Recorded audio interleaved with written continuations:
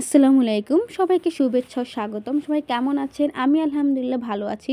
চলে গেছিলাম বিএম কলেজের তারুণ্য মেলাতে। এই মেলাটাতে এসে খুবই ভালো লেগেছে। কিন্তু আমরা গিয়েছি আজকে মানে শেষ দিন। তো শেষ দিনে যাওয়ার কারণে কিন্তু প্রচুর পরিমাণে ভিড় ছিল। আর একটা কথা, সবথেকে ভিড় বেশি ছিল এই কারণে যে আমরা বিকালবেলা গিয়েছি। প্রায় সন্ধ্যা হওয়ার কিছুক্ষণ আগে এরকমের পর্যায়ে গিয়েছি। কিন্তু সকালবেলা গেলে এত ভিড় থাকে, ভিড়ের কারণে আসলে ভিতরে ঢোকা যাচ্ছে না, এরকম একটা অবস্থা। সন্ধ্যার পরে দেখলাম যে আরও ভিড়।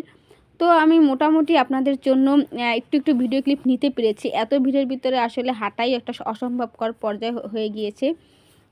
একটা জিনিস এখানে ভালো লেগেছে যে এর আগে অনেকবার বিএম কলেজের মেলা হয়েছে, কিন্তু এবারের মেলাতে আমার কাছে বিভিন্ন জিনিস, এখানে যে জিনিসপত্রগুলো উঠেছে সেগুলো আমার কাছে ভালো লেগেছে। তারপর অনেকগুলো কিন্তু ছবি তোলার জন্য সুন্দর জায়গা করেছে, সেখানে কিন্তু দাঁড়িয়ে ছবি তোলা যাবে। যদিও আমি তুলতে পারিনি, কারণ এখন মানে এত পরিমাণে যে ভিড় ছিল, দাঁড়িয়ে ছবি তুলো সেরকম পর্যায়ে ছিল না আমার কাছে। কারণ আমার সাথে ছিল আমার ফারহান, ফারিয়া, ওদের সাথে নিয়ে তারপর একটা দাঁড়িয়ে ছবি তুলবো সেই রকম পর্যায়ে ছিলাম না। আরেকটা জিনিস দেখেছি এখানে যে বিভিন্ন ক্যানভাস, তারপরে সুপারি পাতার প্লেটে তারা রং করে নিয়েছে। আবার মাটির জিনিসও হ্যান্ড পেইন্টিং করে নিয়ে এসছে।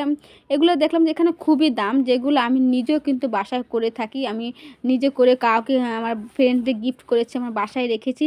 চিন্তা করলাম যে আমার কাজের যে কতটা দাম, আসলে এইটার এখানে এসে বুঝতে পারলাম যে কী পরিমাণে ক্যানভাসগুলোর দাম। তো আমি তো এগুলাকে সেরকমভাবে হিসাব গুনায় ধরে না, আর ভাবি যে তেমন কিছুই না। কিন্তু দেখলাম যে না, আসলে আমি যদি কাজটাকে সুন্দরভাবে করতে পারি তাহলে কিন্তু আ এটাকে যদি আমি কাজে লাগাই, আমি কিন্তু এরকমভাবে ভবিষ্যতে এরকম স্টল দিতে পারি, সেইটা চিন্তা করলাম। খুব ভালো লেগেছে বিষয়টা। মানে এখান যে আইডিয়াটা হয়েছে।